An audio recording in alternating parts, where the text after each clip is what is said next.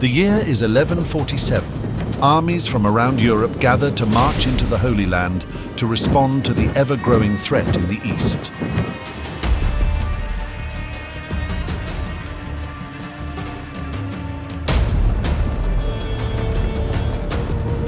After the First Crusade and a brief follow-up campaign in 1101, the victorious Crusaders carved out several new states in the eastern lands. Three of these initial strongholds were the Kingdom of Jerusalem, the County of Tripoli, the Principality of Antioch, and the County of Edessa. Edessa was the most vulnerable. Located far to the north, it was a small and sparsely populated region, often overshadowed by its larger neighbors. Its isolated position made it an easy target for attacks by nearby Muslim powers, including the formidable Seljuk Turks.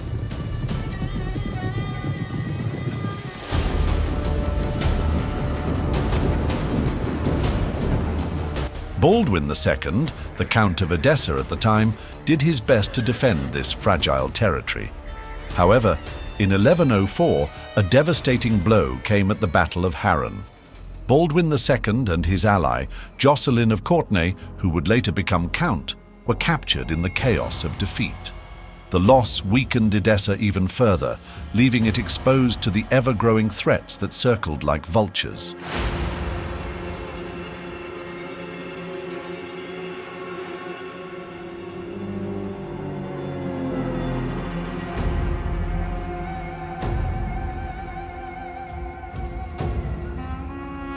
Baldwin and Jocelyn's misfortunes weren't over after their first capture. In 1122, they both fell into enemy hands once more.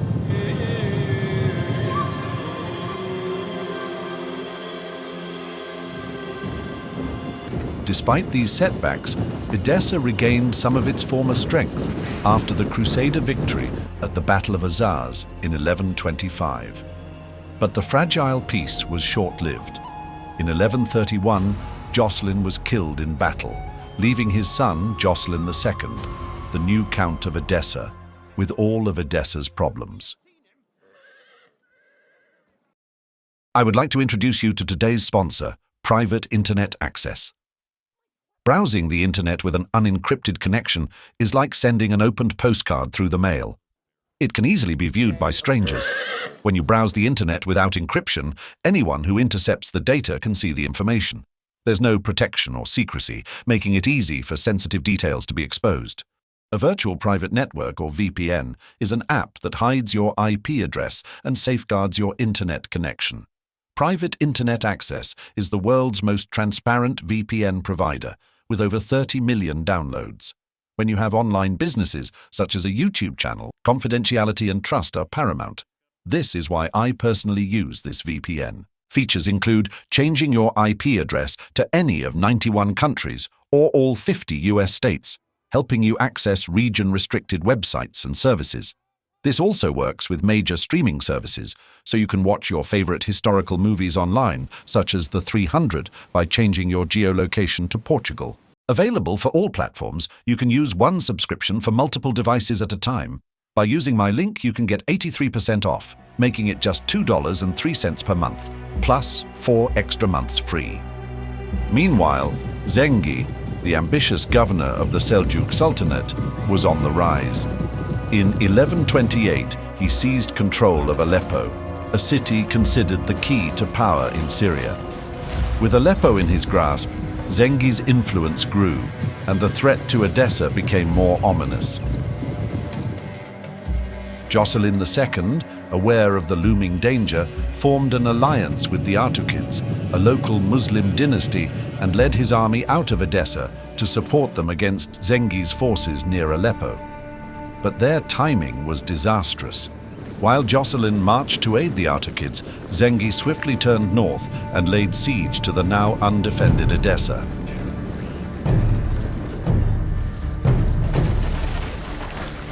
For a month, the city held out against Zengi's forces, but on December 24th, 1144, Edessa fell.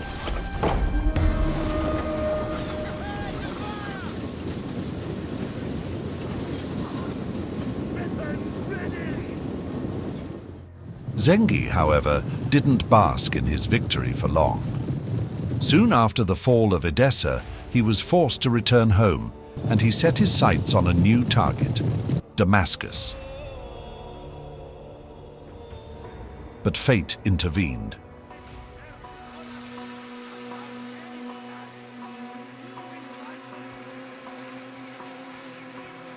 Zengi was assassinated by one of his own slaves. His power passed to his son, Nur ad-Din, who would soon prove to be as formidable as his father. The fall of Edessa in 1144 shocked Europe. News brought by pilgrims and embassies led Pope Eugene III to issue the bull Quantum Predecessoris on December 1st, 1145, calling for a Second Crusade.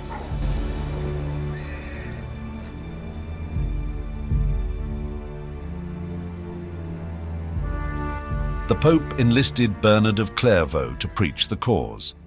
In 1146 at Vézelay, King Louis VII of France, Eleanor of Aquitaine, and many nobles took the cross after hearing Bernard's sermon. Bernard then travelled to Germany, where King Conrad III of Germany joined. Support spread across Europe, and armies prepared to march to the Holy Land.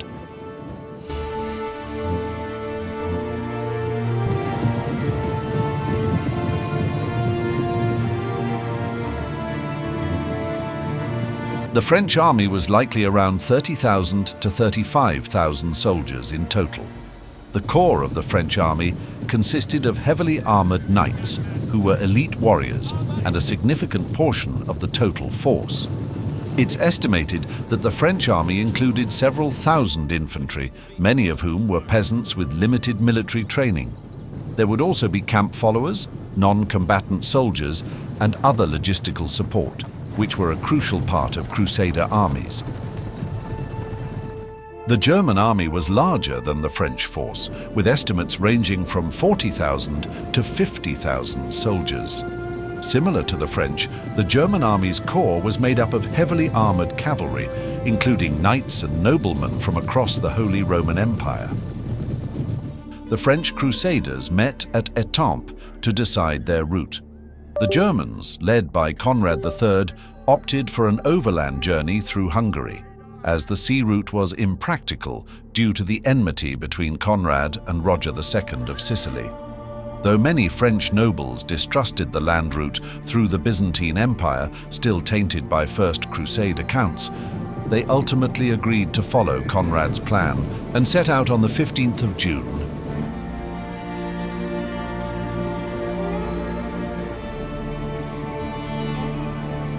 The German Crusaders journeyed eastward with a clear goal in mind: to unite with their French counterparts in the grand city of Constantinople. They had envisioned a strong alliance with the Byzantines, expecting not only military aid, but also an abundance of supplies to strengthen their campaign. Yet Emperor Manuel of Byzantium, ever cautious and wary, greeted them with reluctance. The Crusader armies eventually left Constantinople in 1147, moving towards the Holy Land. The passage through the city came with problems, and the interaction between the Byzantines and the Crusaders marked a deepening mistrust between the two sides. In Anatolia, King Conrad made a bold decision. Rather than wait for the French, he set his sights on Iconium, the capital of the Seljuk Sultanate of Rum. Confident in his strength, Conrad underestimated the harsh terrain and the dangers ahead. He led his finest knights and troops on an overland march, while entrusting the camp followers to his half-brother, Bishop Otto of Freising, who took them along the safer coastal road. But disaster struck. On October 25th, 1147, the Seljuks launched a fierce attack at the Second Battle of Dorylaeum, nearly annihilating Conrad's forces.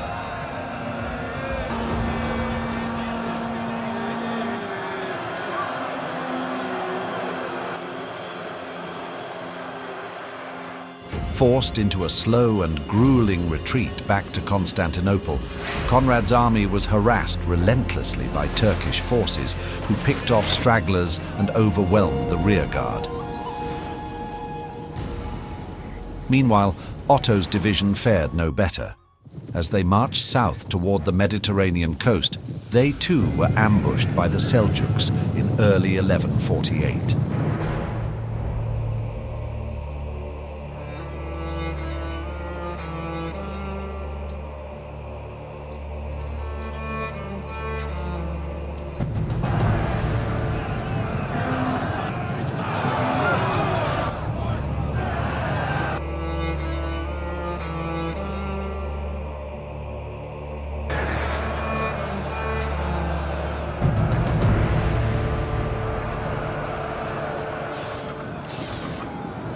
This Crusader army was crushed.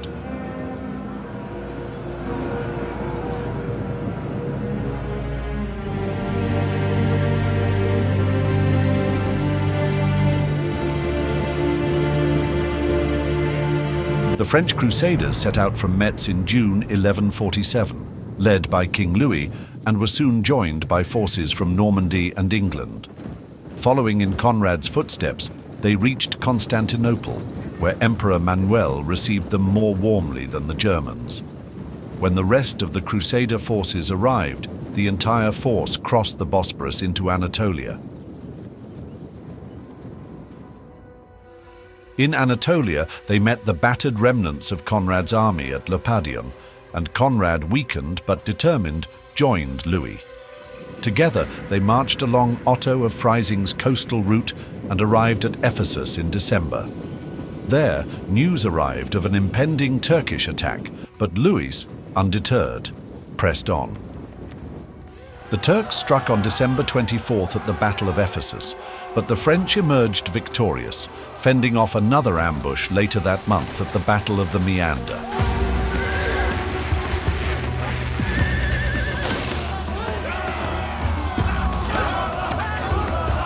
In early 1148, disaster struck again. At the Battle of Mount Cadmus, the vanguard under Amadeus of Savoy became separated, and Louis's troops suffered heavy losses as the Turks harried them from afar. The Turks burned the land ahead of the French, starving them and their horses, making progress even more perilous. Weakened and demoralized, Louis decided to abandon the land route and gather a fleet at Italia to sail to Antioch. But after a month's delay due to storms, most of the promised ships never arrived.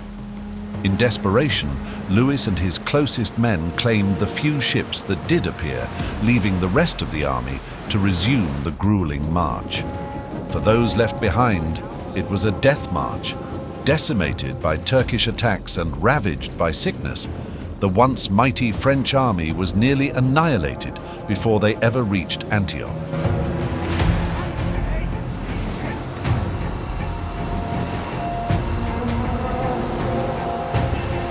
Although delayed by storms, Louis eventually made it to Antioch.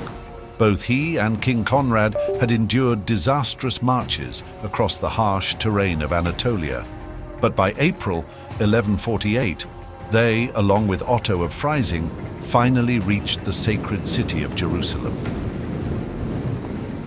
Their arrival brought a surge of hope. The nobility of Jerusalem eagerly welcomed the reinforcements from Europe, and soon a great council was called to determine the Crusaders' next move. In the grandest assembly of its kind, the High Court of Jerusalem gathered with the newly arrived Crusader leaders. After much debate, the decision was made.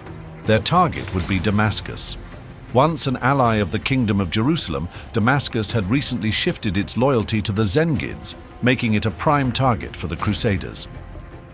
Word of the Crusaders' approach spread quickly, and Mu'in ad-Din Unur, the regent of Damascus, wasted no time preparing for the looming conflict. He fortified the city's defenses and gathered his troops. By July, the Crusader armies were on the move. They assembled at Tiberias, their numbers swelling to an impressive 50,000 strong, and marched toward Damascus.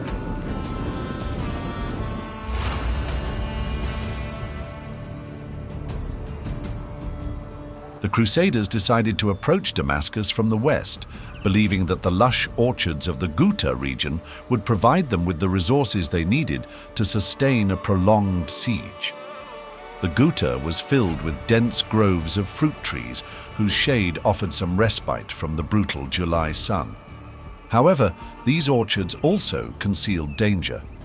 Beneath the branches, Muslim archers and soldiers lay in wait, ready to ambush the advancing Crusaders.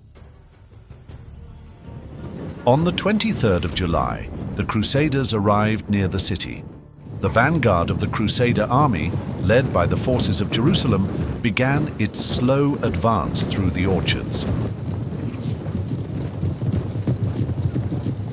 Behind them marched the armies of Louis VII and Conrad III. As they pushed forward, they encountered fierce resistance from the defenders of Damascus. Unur's forces, well prepared for the assault, used the thick foliage to their advantage, launching a barrage of arrows and javelins from hidden positions.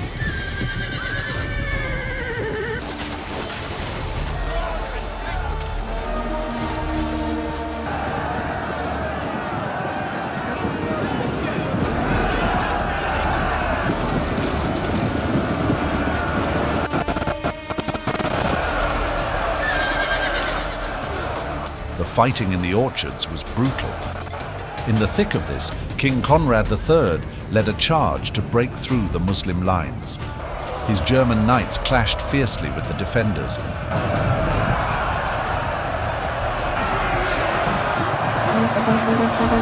For a brief moment, it seemed the Crusaders might succeed in breaking through the Muslim defenses.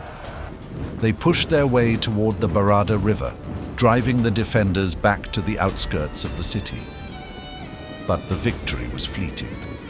As the day wore on, the relentless attacks from Damascus's professional troops, along with the unbearable heat and exhaustion, began to take their toll on the Crusaders.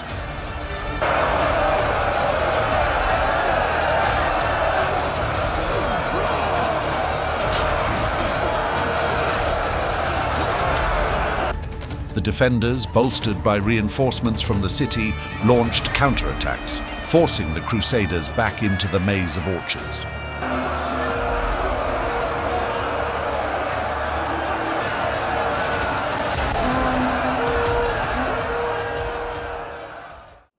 By nightfall, the Crusader army had gained little ground and had been unable to reach the city walls. The Crusaders regrouped and prepared to lay siege to Damascus. They established camps outside the western walls, close to the orchards. Inside the city, panic began to spread among the population. The inhabitants feared that the walls of Damascus would not hold. Unur, knowing that time was against him, sent out urgent pleas for help to his Muslim allies, including Nur ad-Din Zengi of Aleppo and Saif ad-Din Ghazi Furs of Mosul. On the second day, Unur launched an aggressive attack on the Crusaders' camp. This sudden assault caught the Crusaders off guard, pushing them away from the walls and back into the orchards.